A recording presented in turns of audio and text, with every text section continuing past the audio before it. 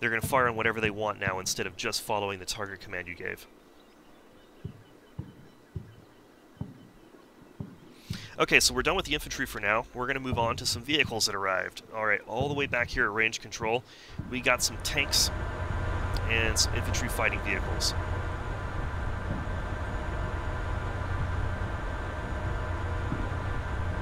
So we have, in this case, 2 M1A2 Abrams main battle tanks and 2 M2A3 Bradleys.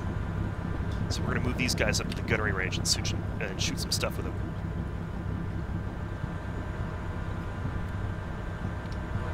So we're just going to move them up to gunnery range here, this little objective here.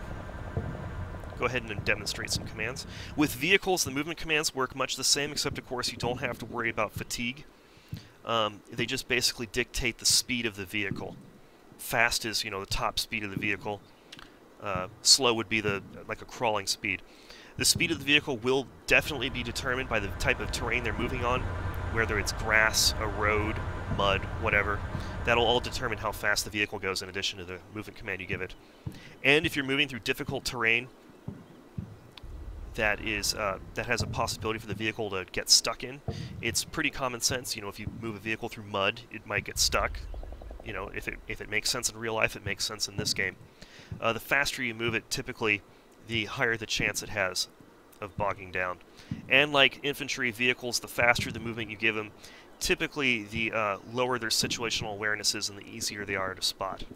So we're just going to give these guys some really quick movement commands to their firing line here. Alright, so it's 4 vehicles. We've got 4 movement commands all to line up on the gunnery range. So we're going to go ahead and let this turn go.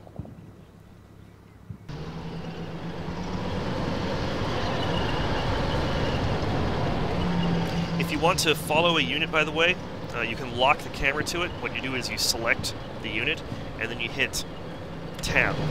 And you are now locked to the unit. You can rotate around it. If you pan with the camera, you'll break the lock. You just hit Tab again and relock it. Then you can follow the unit around. And if you use the mouse wheel, scroll down, up and down with the mouse wheel, you can change how close you are to the vehicle.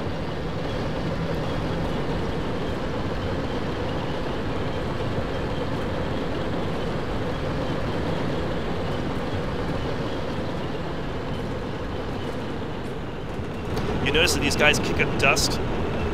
Let's go over that right now, actually. If we go to conditions, you'll notice that it says ground condition dry.